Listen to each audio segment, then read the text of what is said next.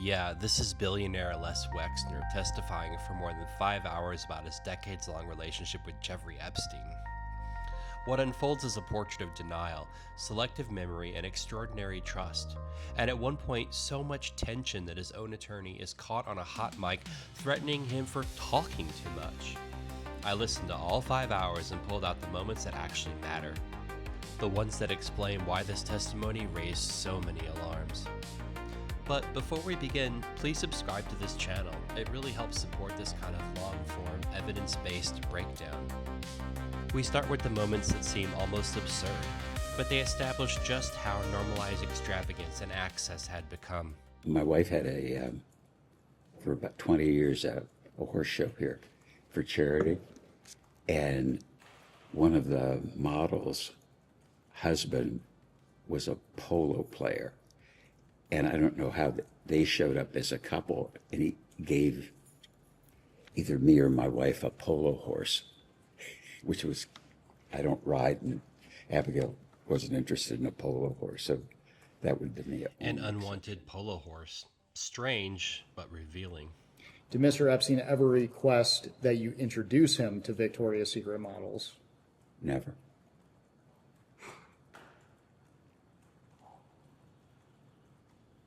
And I just want to clarify your testimony earlier, but did you ever receive any massages from any young woman or girl brought to you or introduced to you by Mr. Epstein? Never. This is a direct question and a total denial. Then comes the moment when Epstein's criminal exposure first enters the story. In 2005, police in Palm Beach, Florida began investigating Epstein. In July 2006, Epstein was arrested for the first time for soliciting prostitution from minors. Prior to Mr. Epstein's arrest, were you aware of any investigation into Mr. Epstein? Not that I recall. When did you become aware of an investigation into Mr. Epstein? Probably whenever it was in the press. I don't know when that was. And you mentioned the press. Was there anyone that was a part of your business that may have alerted you to his arrest? Could have been. And for the record, did you have any knowledge of illegal activity by Mr. Epstein prior to his arrest in 2006?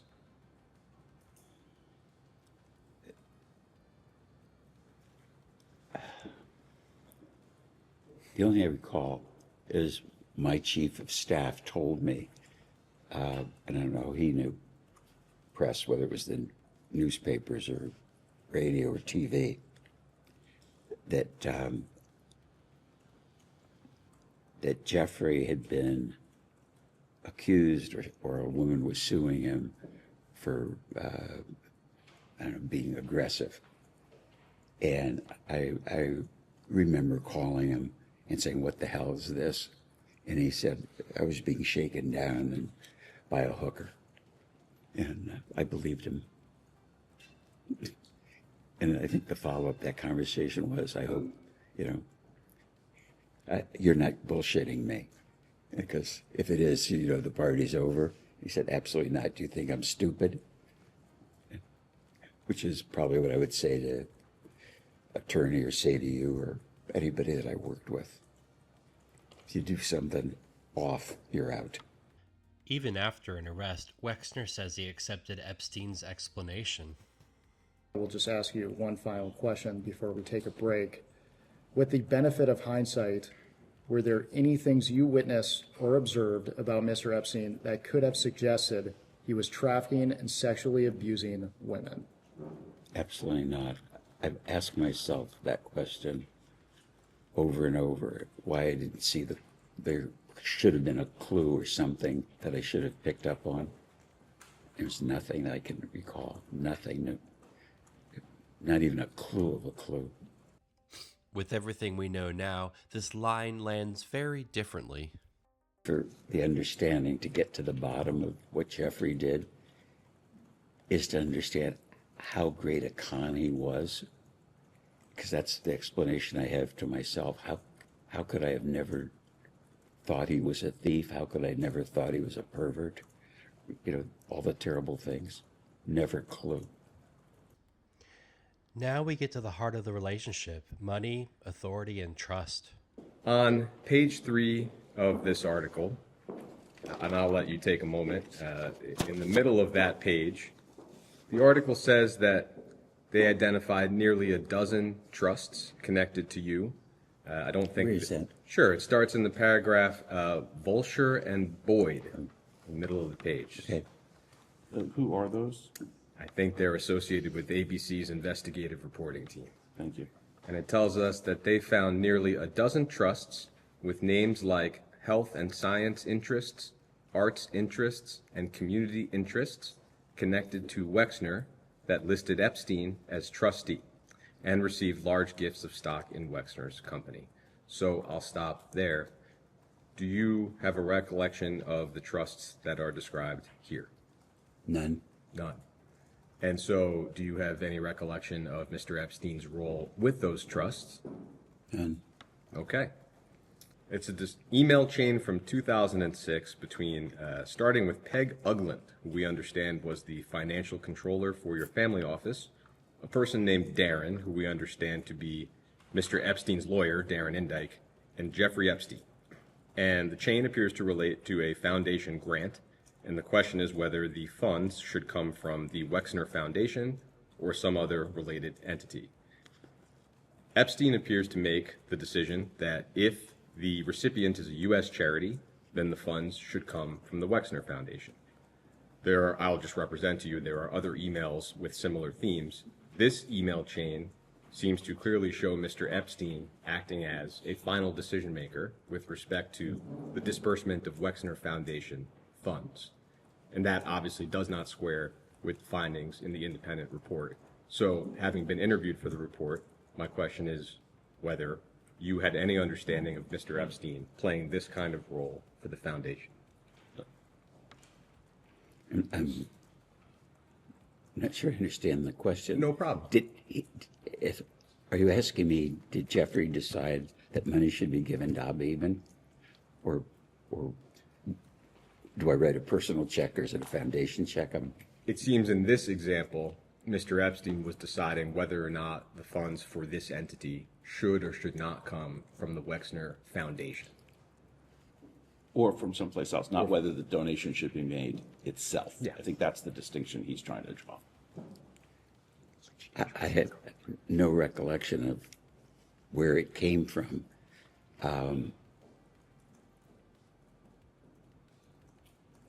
I regularly helped Abba Eben after he retired from government. And I probably would have started with writing a personal check, and then I would speculate how it was paid. I don't remember writing the check.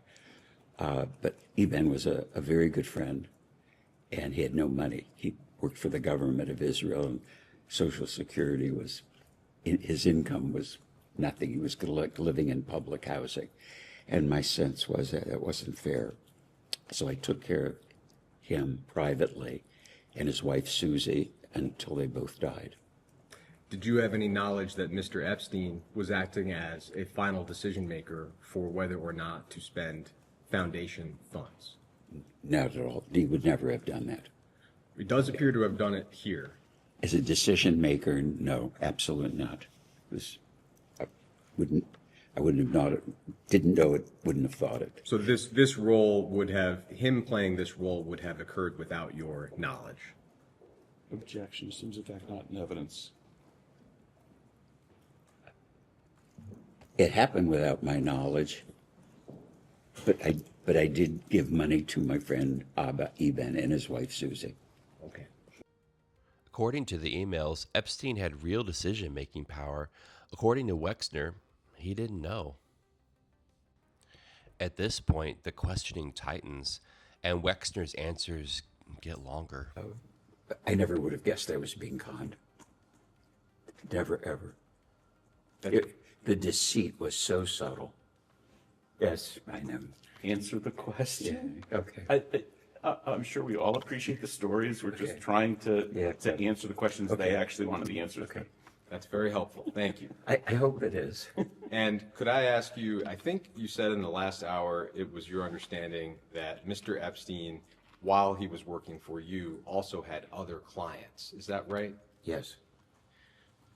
So would that mean that his work for you, you understood it to be part-time?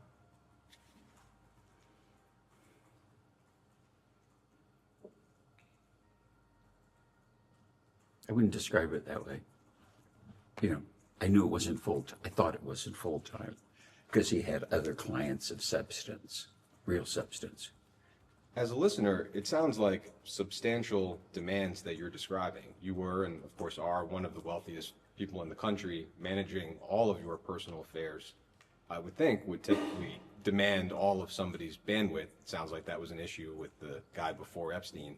How was he able to do that job, but also do work for other clients at the same time? Well, like Peg does the work now. I think you could supervise the work, overview it, which isn't the work that I do, and say you could do really thorough work if you were doing it 3 or 4 days a month, certainly a week or a day a month, just focusing on these things because there were accountants and tax lawyers and other people. And then once in setting up, as an example, I didn't have the idea to inventory furniture or valuables.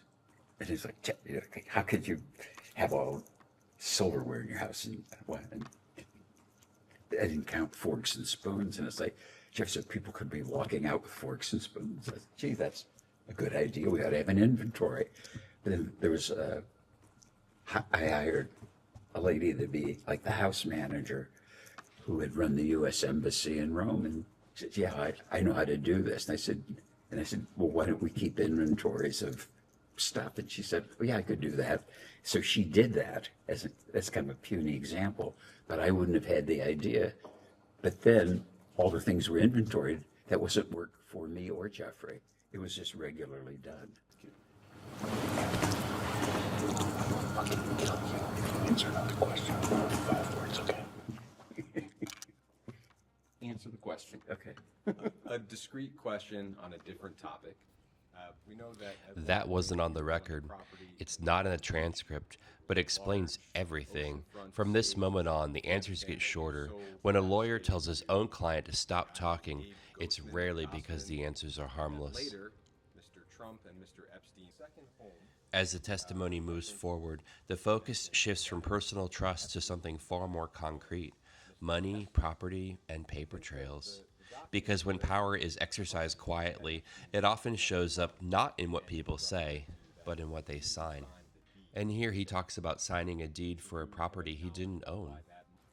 I understand the question. I signed the deed to sell the house to sell Jack Kessler's house to Jeffrey. Yeah, and it was in your capacity representing an entity of some kind that seems to have been associated with yourself and Mr. Kessler. Just shocking. Okay. Here, Wexner is confronted with documents bearing his signature, documents tied to property transfers he claims he did not fully understand or control. The explanation is simple. He trusted Epstein.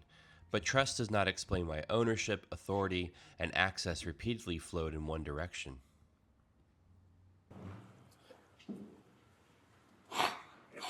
Does it ever occur to you that stuff like that could be just forgeries? I think in this case, He asked the not question. likely. No, I mean, it's like It's okay. me signing a deed to somebody else's house. It's just, It's okay. okay, I'm sorry. I'd like to ask a little bit about your personal relationship with Mr. Epstein. Some of the reporting has described you as close. I think that's been mentioned earlier today. I would just like to ask about a few examples that have been reported and just understand your knowledge of them. Sure. The New York Times, for example, has reported that sometime in the late 80s, Mr. Epstein managed the design and construction of your yacht, the Limitless. Do you have any recollection of that being the case? Furthest thing from the truth. Not true. I worked on the design for 10 years, me. And it took 3 years to build the yacht. And the only person that was there beside me watching the construction was Abigail. Period. And a gentleman who represented himself to the New York Times as your former captain, Craig Tafoya, seemed to be of the understanding that Mr. Epstein had a role in designing the yacht. Mr. Tafoya, from your point of view, Mr. Tafoya is simply mistaken. Absolutely mistaken. When asked about Epstein's lifestyle, the planes, the yachts, the global reach, Wexner minimizes it. This is a recurring pattern throughout the hearing. Extravagant facts reframed as misunderstandings, exaggerations, or myths. But myths don't leave invoices. Jeffrey was like a Brooklyn guy. And he, in hindsight, he didn't use words like have a confidential discussion or my opinion or this is secret or private or confidential, personal, things that lawyers or accountants might use in normal language. He would say, this is gang stuff. Got it. So But that was just how he talked. it was a phrase that Mr. Epstein would use to mean confidential conversations. To me, yes. Okay. And this, I don't think I never used the other words, which in hindsight, I didn't. Like my wife would never say, it's between us, dear. You know, you just, they're words or phrases that you associate with some people. And to me, it was just kind of funny that this Brooklyn guy would talk about gang stuff and, gang stuff might be what he ate for dinner or something. This email is important, not because of its tone, but because of its language. Phrases like gang stuff rules suggest hierarchy, enforcement, and control. This does not sound like a passive victim describing a rogue employee. It sounds like someone describing an internal system. Epstein earned his money from having homosexual sex with Wexner. I know you were asked this question earlier, but in the context of this FBI report, is it correct that you did not have any sexual or romantic relationship with Mr. Epstein? Absolutely not, or any man ever. I'm very straight, super straight. Thank you. That's wacky.